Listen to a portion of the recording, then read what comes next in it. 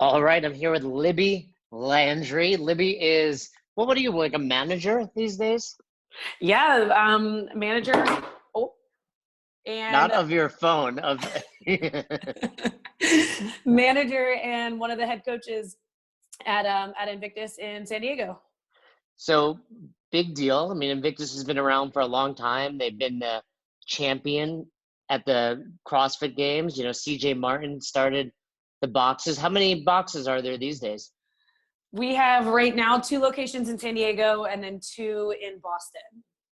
Okay, cool. And then the other interesting fact about Libby is you're also part of the CrossFit seminar staff, which is how we know each other. Yes. So I've been on seminar staff for about 2 years now. Obviously, I've gotten to work with Jason, and it's always a good time. You're laughing because you're thinking of that one time with Jeremy, aren't you? Yes, Jeremy, if you're listening, you have anything for the muscle up. If you do have anything you want to, funny story, we'll tell the quick story, but I had been on seminar staff for quite some time. Jeremy was relatively new. I mean, it was like his first seminar he's working. And, there's a typical kind of sentiment at seminar staff of like, hey, don't talk if you have, if it's not your piece, if somebody else is doing something. So I'm teaching the muscle up. I don't even remember what he said, but at one point he kind of just puts his hand up and chimes in. And this was over 2 years ago when we've not let him forget about it. No, every time I see Jeremy, and especially if he's not the one giving the muscle up, I'm like, Jeremy, do you have anything to add to this? It's one of those inside jokes that's very funny to about 3 people. Totally. Actually, probably really funny to 2 people. Yes. Not so much to Jeremy. He's always a good sport. But anyway, I would love to have you on for any reason, but you had reached out specifically to talk about women in the industry. And it came as a really cool time for me because I just worked with Nicole Christensen yesterday of CrossFit Roots. She was recently featured on Out of the Box podcast, I think it's called, with Pat Cummings. I was on it recently as well. And they talked a little bit about this, but I would love to hear your perspective. And I would love to just kind of open this dialogue about it because I do think it's something that needs to be addressed one way or the other. How we address it, I don't know. But when you sent me that email, what was the reason behind it? What were you hoping to talk about? Yeah, it's funny. It's like something that I feel needs to be talked about. And yet, kind of as you alluded to, I don't necessarily know exactly what that means. But what I've found over the years is working seminars, and we do like the day one social hour at the end, or women in particular stop me as we're leaving at the end on Sundays, and they're like, what's it like being a female trainer? Have you had any issues with like coaching men, or just, I don't know. I think that by and large in the past, like the fitness industry has been a male dominated field. And I think there's a lot of space for women, and there's a place for like a female perspective in this industry that I think other women are seeing and recognizing, and then trying to figure out, okay, like what's been your experience, and what have you done like over the years to just be a female in a male dominated world. I feel like it's kind of common. I think it spills over into a lot of other industries, or it's common in a lot of other industries as well. Yeah, and I think, I've obviously gotten that question as well, or at least hear it. And when I worked with Chuck Carswell often, we would sit down Sunday morning and he would do what I would call Chuck Church. And that's where he just kind of sits at the front of the room, allows the participants to ask questions. And almost every seminar, a participant would ask that question. And if they didn't, Chuck would ask it to one of the female coaches, typically Jenny or maybe Lindsay Andrew if she's there. But, yeah, so it's certainly something to consider. Now, I guess my perspective is it's evolving and changing. Like I totally understand the challenge. And recently, Fern and I had on Nicole Watley on the episodes called Coaching Shitty Athletes. Yeah. And she talked about it. She mentions how people don't necessarily listen to her. And, you know, we really tried to get down to the nitty gritty of it. Is it because she's a female? Is it just because they're assholes, right? The athletes, or is Right. it like, hey, and or you can be a female and also be an asshole, right? I know plenty of Hmm. asshole females, right? Yeah. Gender doesn't discriminate in being an asshole. Sure. But when I mentioned Nicole Christensen earlier, she brought up an interesting point, and tell me what you think about this. We have to get rid of this notion of you're a female coach and have this idea that you're just a coach. Sure. What do you think about that? And I mean, it sounds great in theory, but that requires everybody else to also be kind of on that same page and have that same thought process. And, you know, it's interesting because I've worked seminars in other countries as well, and had different experiences depending on where I'm at. And so I'm thinking of a particular place where, I mean, the whole weekend, like the translators of this seminar specifically said, hey, coaching females as coaches isn't respected here in this culture yet. And it was evident in that there were only like 2 female participants, and everyone else was male. And I just had a couple of times in the seminar, in the session, where I could say something, nothing would happen, and then the other male trainer could say the exact same thing, and they'd get a response from the athlete.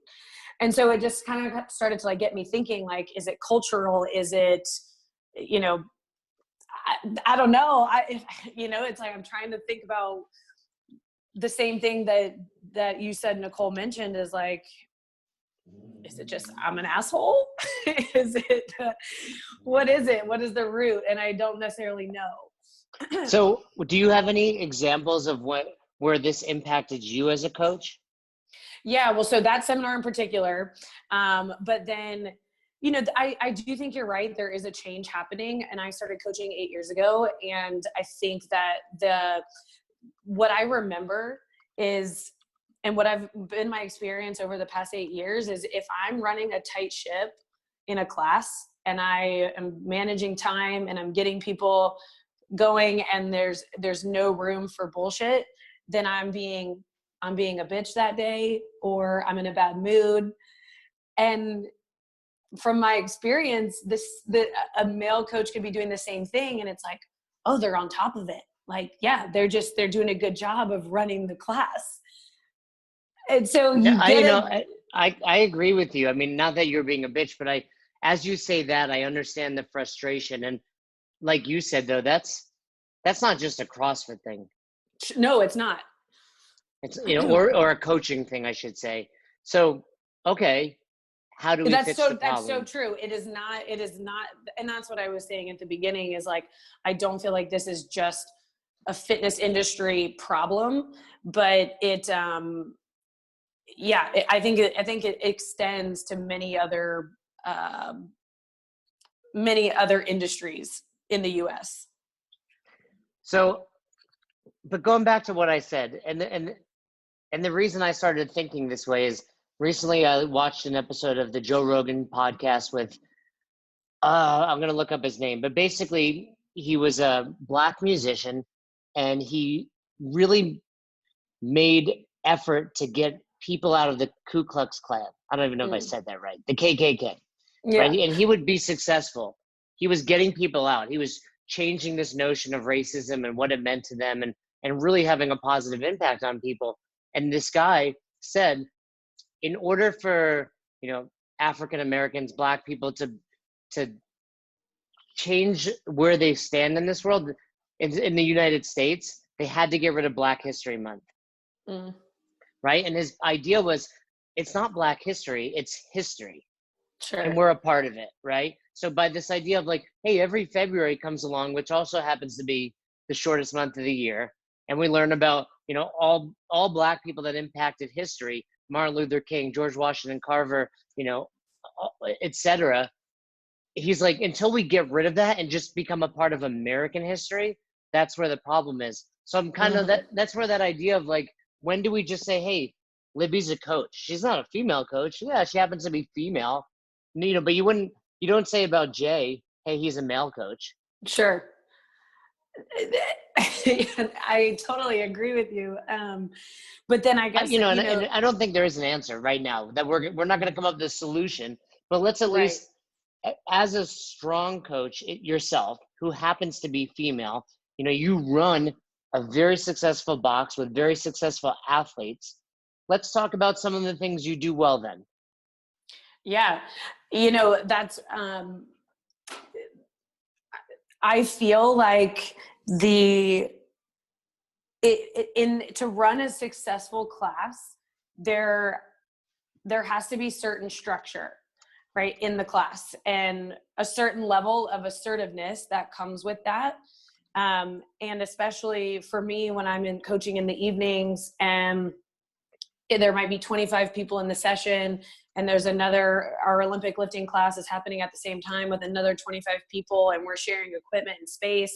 You have to be very on top of it. And, I love to have fun, but there are times where I'm like, hey, we can't keep fucking around. Like, we have to move. I need you to like get it together.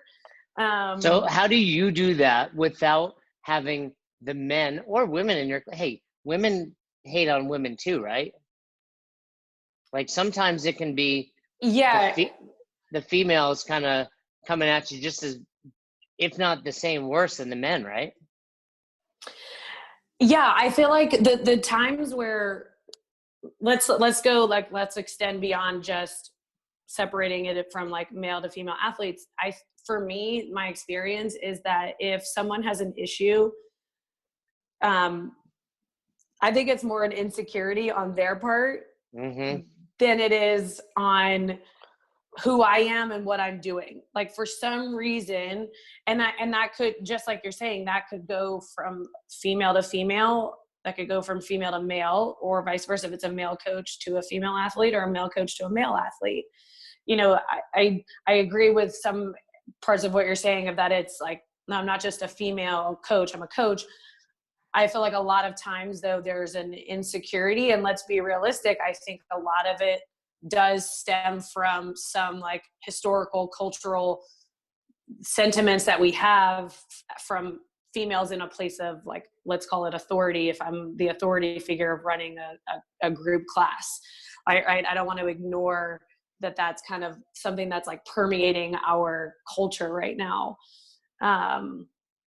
When that happens, though, I think there's an opportunity for coaches to exercise some compassion and like have a little bit of empathy for whomever they might be talking to, again, male or female, in that if there is some pushback or some you're getting some like lip service or something from an athlete, I think that's a learning opportunity and a way and a time for you to then try and get to know this member even more. Like, why might they be reacting that way or responding that way? What questions can I ask? Maybe it's not in the moment.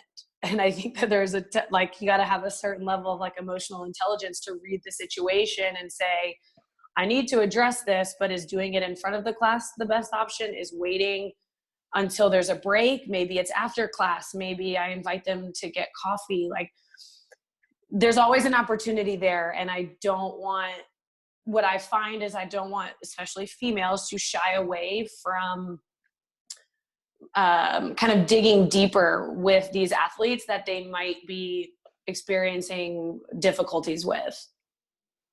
Yeah, I mean, you're saying all the things that Fern and I talk about all the time, and that's from the male perspective. So I can see it's the same thing. Like, when you're butting heads with someone, hey, have that self-reflection of like, maybe it is me. I think too often we're like, it's the athletes, where maybe it is you. Now, there are athletes that are like that. Do you have an experience where with one athlete or any athlete where you've had that interaction, taken that deep breath, continued to coach class, and talk to them after? Oh, absolutely. Yeah, there was Use their name, be very specific on who this person is. Yeah, no, yeah, definitely. I had an athlete that did not agree with how I was coaching him to execute a movement. And he came from he came from a powerlifting background, and we were talking about something a little bit more specific to CrossFit and just, movement in general. And, in the session, he's like, not arguing, but he's definitely giving me pushback about like what I'm teaching and how I'm cueing him and what I'm asking him to do. And so I said, okay, all I want you to do is just try it for one set. And then I want you to let me know how it goes. And if you don't like it, we'll go back to what you're doing. And what were you changing? Do you remember? Yeah. Or is that too specific? It might be specific. He doesn't listen to this show. Don't worry. I was changing foot position on something. And you he's know like, what? well, and I that's find not how I typically do it. Oh man. And that's not a gender thing. I mean, but go on. I want to ask you a couple questions after. Yeah. So he said, well, that's not how I've always done it. I said, all I ask is that you try it for one set. Let me know how it goes. I circled back around, and he's like, it's weird, but I'll try it.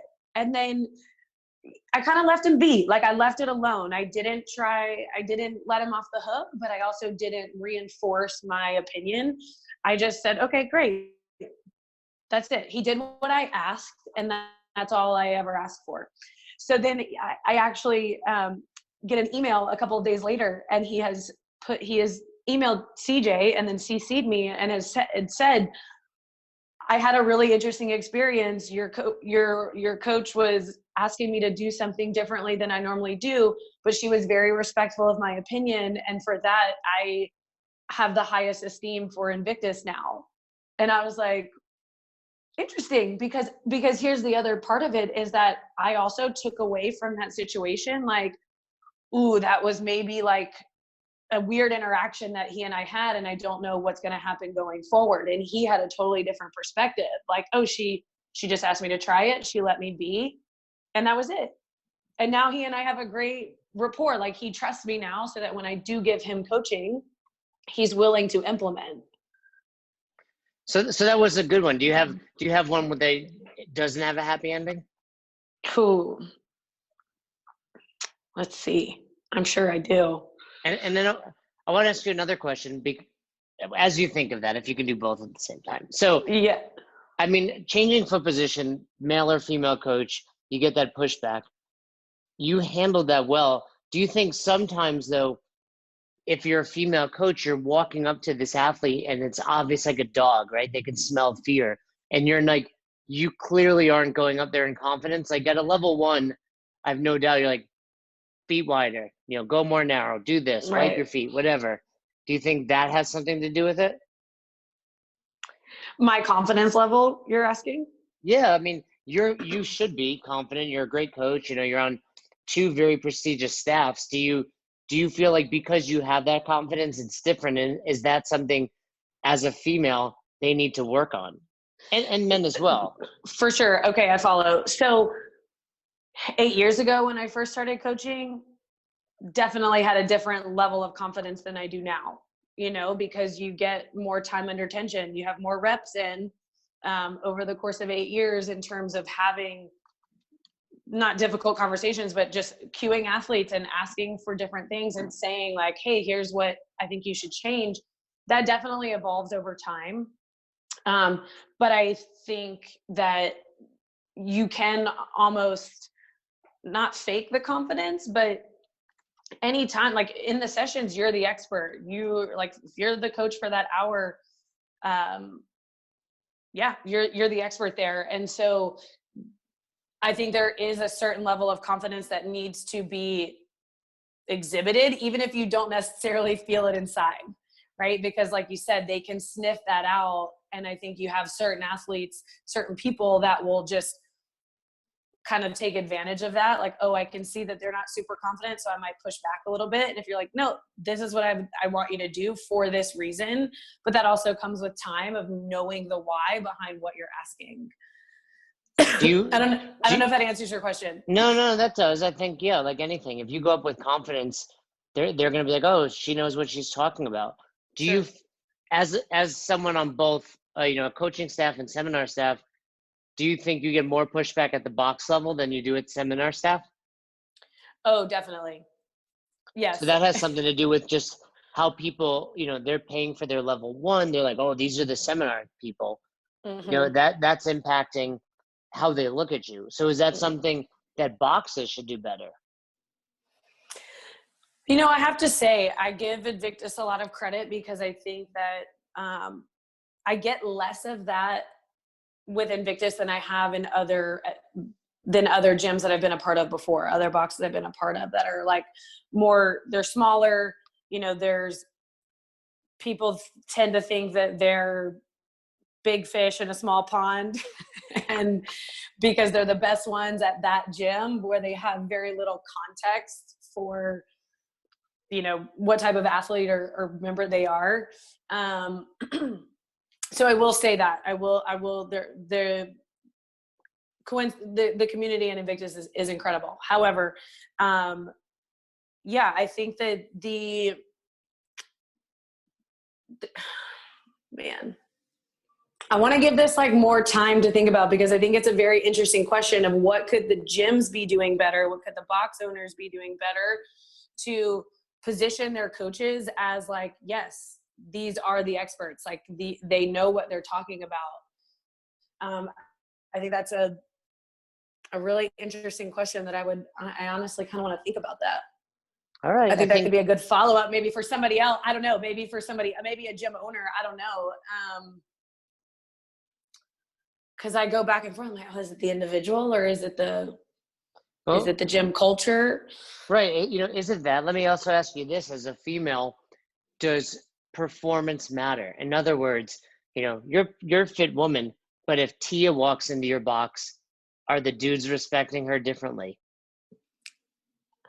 I think yes, because I think regardless of whether we want to admit it or not, there is a superficial aspect to what we do. And,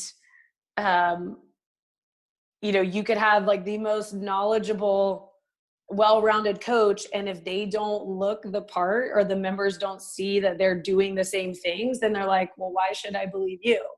Why should I trust you? You don't look like somebody that X. But my pushback is always like, no offense, Bill Belichick, but like, you don't look like you played football. Well, no, that's the kind of standard example of like, you don't, and not to mention, I think, there's that. And also just like Tia's great at knowing her body. That doesn't mean she knows yours. Where Libby is trained in understanding human movement. Sure. Yeah, no, but that's just a barrier we're going to, we have to ultimately break down. What can, I don't know if this is a fair question because we're still talking about the boxes, but I think that's something we need to consider is what can CrossFit be doing better as well to be perpetuating this and removing that stigma. And I think they do a good job of it. I mean, even in just our ecosystem, there's plenty of women trainers on staff. There's plenty of flow masters. I work primarily with female flow masters here in Boulder. So, and they're all very confident. I think confidence is that key. Let's go back to that. What are a few ways you can fake confidence? Yeah, I think like body language, your posture, like, are you standing up tall? Is your chin up? Do you walk up with eyes forward?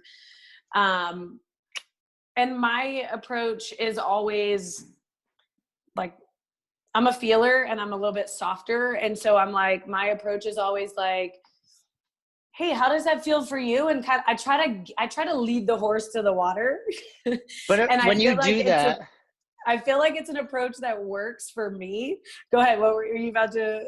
As you're doing that, I'm almost wondering if that's a lack of confidence. No, because people, it's an interesting thing in human psychology that like for a lot of people, they need to come up with it on their own. If it's their idea, they're more apt to implement than if it's being told to them. And so I almost from like, I know exactly where they're going to go with it and what they're going to say. So then I can anticipate like the next step, but I'm going to lead them there And that way it feels like it's mutual and it feels like they have a say in it. And to me, maybe that has been a more successful approach, at least in the box setting, not necessarily seminars, because that is what we do, is just, hey, do this, do this, do this. But in the gyms where there is more of that like relationship building and it's people that you're going to see over and over again, you have to establish that mutual trust. And I think that comes from a place of kind of guiding them and shepherding them and asking questions and letting them be a part of the conversation of why we might be asking something of them versus just telling them and that's the end all be all. I personally don't feel like that approach has worked well for me in the past. So you are a unique coach in the sense that you're part of a really good staff that gets developed at Invictus, but also on the seminar team where you're around the best coaches in the world. You have a higher confidence level. What about a female that leaves a level 1, even with a year or 2 experience, and now she's coaching? How does she get better? How does she get that confidence when she's not getting developed day in and day out like you are? I think that the onus, the responsibility falls on that coach to always be seeking out like new knowledge, new information, new supporting evidence for what they're saying, and making sure that they have, again, the knowledge to back why they might cue something or say something to an athlete, so that then if they get pushback, well, why? Or, well, what about this? Then they can explain it, right? I don't want to have coaches that are just mimicking, that are just repeating the points of performance or whatever, and they don't understand the mechanisms or the principles behind them. So I think that's one aspect of it, is like, you need to be able to confidently explain something if you get asked, if you get pushback from somebody. I think one of the biggest things that I tell every coach, especially at the level 1s, is get in front of as many trainers as you can. And even if you're not being developed by the highest level trainers on seminar staff or whatever, you might not get the what's good to do, but you'll get the what not to do by getting in front of as many people, as many other coaches as you can. So let's dive into that. I know we've discussed it. It's a lot about confidence, and I don't want listeners to be like, Libby's not giving it, like, this is not Libby's responsibility to change this idea, right? This was just an interesting topic to talk about with a good coach that happens to be female. That's going to be my new line. You're a good coach that happens to be female. But talk to me about what you've done in your career to develop as a coach. Like, you made it on seminar staff. Yeah. Well, you don't have to give me the full story, but what was that journey like for you? So I started coaching in New Orleans, and it was like a side thing. And I felt like a lot of coaches at least in my experience, a lot of coaches enter it as like, oh, I love CrossFit and I want to coach and I love being at the gym. And that's how it started for me. And then I realized that I loved helping people, and that it extended beyond just movement. Like, there was so much opportunity to have conversations with people about just self-esteem, their confidence in their life, their work, their nutrition, all these other aspects that, make a person whole. And so I decided, okay, I want to still coach, but I'm going to go back to school. I'm going to get my master's in public health, and I want to continue helping people on their kind of health journey. Along that way, I was just coaching part-time. And yeah, I think the biggest thing was knowing that you don't know everything is okay. And that was the hardest thing for me to learn, because as a new coach, you're trying to build credibility. But the biggest trap I think new coaches fall into is, yeah, I did the level 1 and I know it all. Or I've been doing CrossFit for 5 years and I did the level 1 and now I know everything there is to know, where that learning should never end. You should always have that hunger for knowledge. You should always have the hunger for getting better, that it's a skill and it's a craft that can always be refined and can always be improved upon. So knowing what you don't know, being okay with saying, I don't know, but let me find out, and do your due diligence of, if somebody asks you something and you don't know the answer, research it and then get back to them and let them know. And that's going to build that trust and that credibility with them. And then seeking out feedback and not being afraid to hear how you can improve. So it's something that's CrossFit has done a great job with at the level 2s, with the coaches, the preferred course, the coaches development program is like, are you open truly to feedback? And if you can't get feedback from somebody else, film yourself. You will never cringe so hard as when you watch yourself like coach a class and hear the things that you say, or look at your mannerisms or things that you've done in front of a session. Being open to that feedback, not being afraid, like knowing that it's okay, that there's always room for growth. And that comes to like a growth mindset. Yeah, I love what you're saying. Now let's flip the script. Do you work on the level 2 staff? Not yet. Oh, not yet? Okay. Well, even if you're not on the level 2 staff, and then for those listening, just to understand, you make it on the level 1 staff, you have to be on the level 1 staff for a given amount of time, and then actually put in the work and intern to make the level 2 staff. So I have no doubt you'll be there. But in your experience when giving feedback to coaches, who's more receptive, male or females? Because you still develop your coaching staff. And I don't think definitely we do quarterly touch bases. We do a once a month coaches development, all staff meeting. I actually don't think you can split that between male, female, because I think it's just depends on the person, like and that's just been my experience in managing, is that one is not separated by sex. It's just who believes that they can improve and has room to improve, and who believes that they're already the best that they can be. And the most successful coaches are the ones that know that there's always room for improvement. I think those are the most successful people, period. For sure. What are some tactics you use when you're seeing, maybe you're evaluating a class and your coach is not doing well? Like, for example, I might use the compliment sandwich, right? Hey, great presence and attitude. You don't see shit. Great music, right? Something like that. Do you use the compliment sandwich? Do you have other tactics that you might use because you have to diffuse it. Coaches are passionate. We care about this. How do you break down that barrier?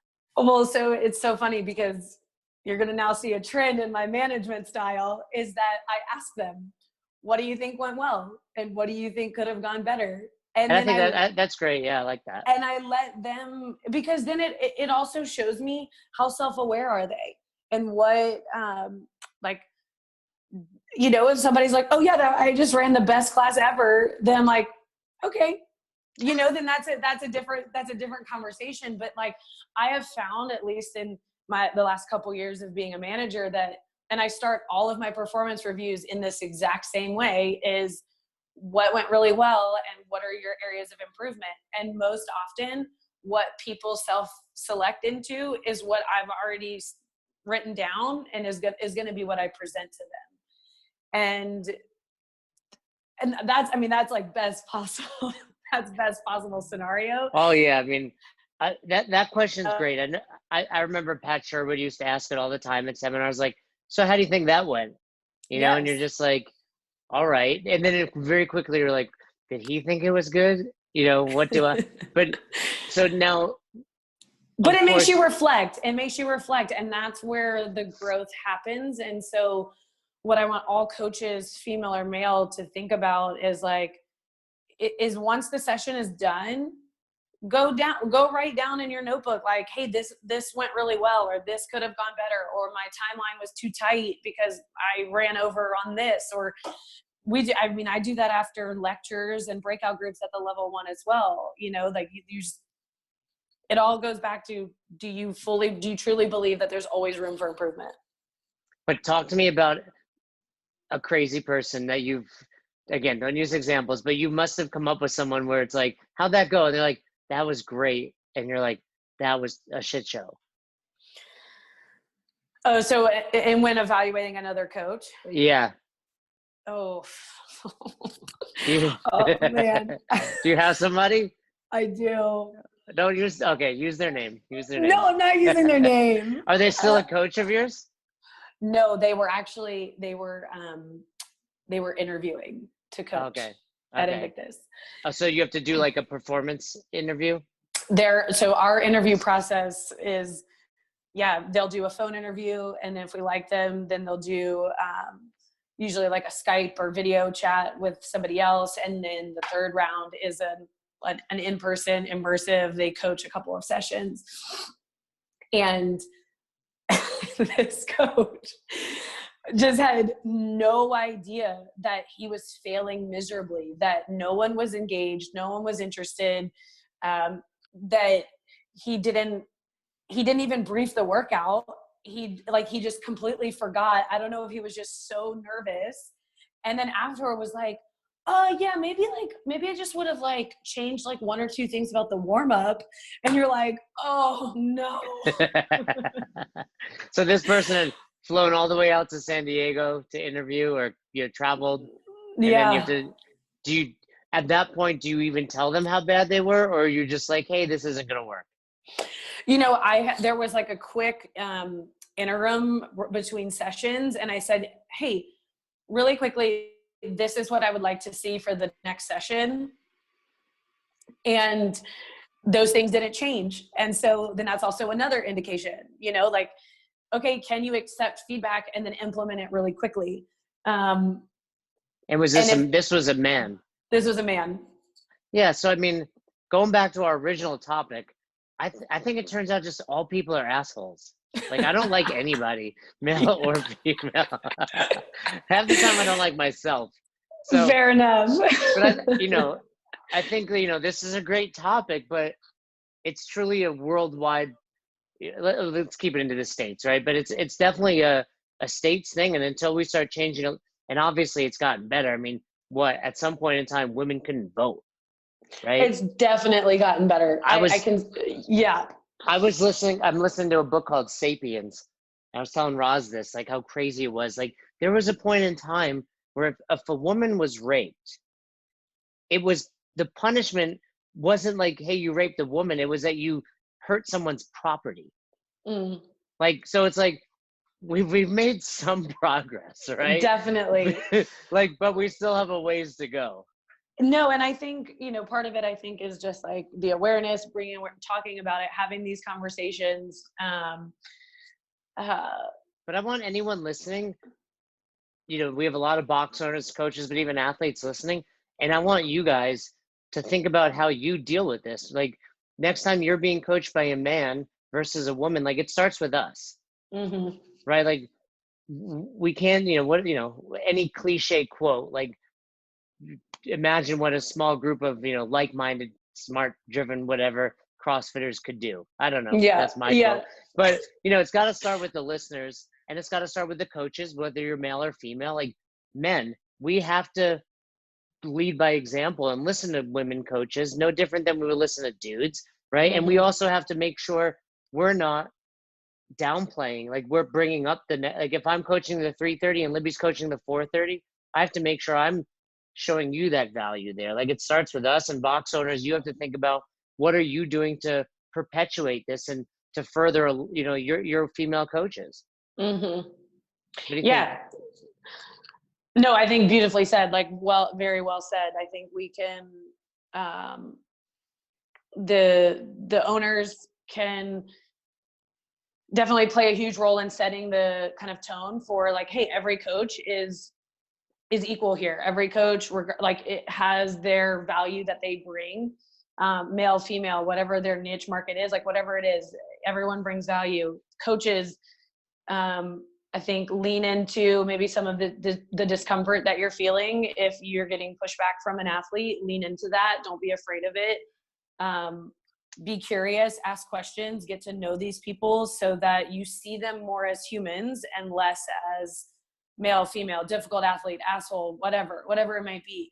And then athletes, like, know that, I think by and large, know that your coaches are there to help you and have your best interests at heart. And so if you're an athlete and you have a coach that's telling you something, like, be open-minded and be okay with having like a dialogue about it. Yeah, I mean, and again, we've talked a lot about male and female, but that goes for anyone. If your coach is telling you something, chances are they're doing it because they have your best interest in mind. Exactly. Libby telling you to go wider is not because she wants to see you tear your, LCL. She thinks you can, get deeper, whatever the movement is. Just listen to her. Yeah. So maybe this conversation that started off about females is just a conversation about humans. It is a lot about humans. I mean, we're a wild creature, a wild animal, if you will. But I think it oftentimes it is, yes, everybody. But I also think that's the beauty of CrossFit is there's so much gray. There's not Fern and I rarely end a podcast with like, hey, nailed that one. Like that was a yes. This is what you do. It's always like, we don't know, but try this. And most of the time it comes down to a lot of things you said: knowledge, be receptive to feedback of your own and understand you need to grow. You don't know everything. Compassion and empathy for others, and care. I mean, that's it. Yeah. I mean, I think this could potentially be the last podcast we need to do, because that's really what the answer is to almost anything in life if you have a question for me. So fair enough. That makes sense. But I would like to give you some time and have you come back, and maybe, or if, like you said, another female coach wants to come on. I did. Nicole Christensen said she'd come on. But think about what boxes can do to benefit. Again, I think it'll wind up being, hey, what can we do to grow all of our coaches? But let's think about what we could do specifically to change that perception of, male versus female coaching. Yeah, for sure. Well, I know you got to go back to coaching at Invictus. Hopefully you don't forget to brief the workout. I won't. And a little self-reflection after. But in case people want to learn a little more about Libby, what's your social media handle? Yeah. So if you want to see my personal life, then you can look me up at Libby Landry. I do have like a little very small little CrossFit page, Coach Libster. So that's what the members call me here. Libster. So if you want to look up either one of those. Do you have a personal life handle and a coaching handle? Yeah. Because are you afraid of blurring those lines? Is that what's going on?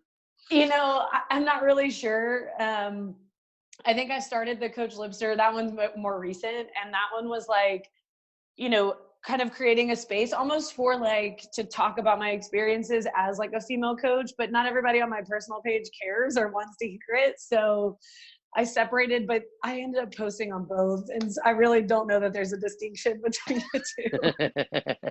Gotcha. Well, if you want to know what Netflix shows Libby's watching, check out her personal one. Exactly. If you want to check out her coaching style, go to her coaching one. And then also drop into Invictus. Great box there. Yeah, definitely. If anybody's coming out for West Coast Classic, I'll be around all weekend at Invictus. So yeah, come holler. Is that close by? Oh yeah, the West Coast Classic is about maybe a 5-minute drive from my location, Invictus at Serena Valley. Beautiful. This episode's going up Tuesday, the 10th. So you have plenty of time. Where can they email you if they do want to drop in? Yeah, Libby at CrossFitInvictus.com. Cool. Hopefully that'll get some people there. It's a great box. Is that the one I went to? Yes.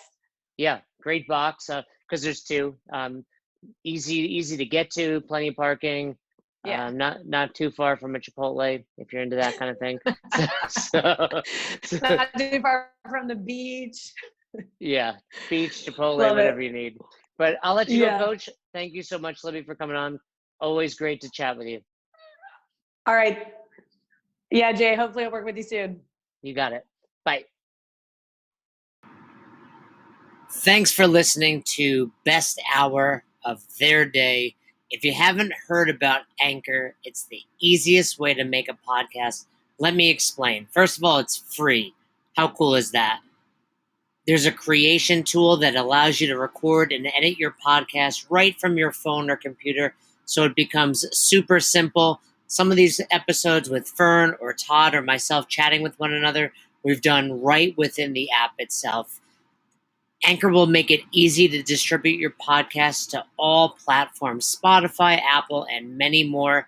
And you can make money from your podcast with no minimum listenership. It's everything you need to make an awesome podcast in one place. All you have to do is download the free Anchor app or go to anchor.fm to get started today.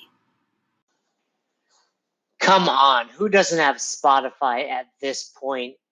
And if you were unaware, Spotify now is offering podcasts. That's right. On Spotify, you can listen to all your favorite artists, but also podcasts in one place for free. Spotify has a huge catalog of podcasts on every topic, including the one you're listening to right now, Best Hour of Their Day. On Spotify, you can follow your favorite podcasts so you never miss an episode. Premium users can even download episodes to listen to offline wherever you are, something I always do before I hop on a plane. And you can even easily share what you're listening to with your friends on Instagram and other social media platforms. Here's the deal. If you haven't done so already, be sure to download the Spotify app, search for Best Hour of Their Day on Spotify, or browse some other podcasts if you want.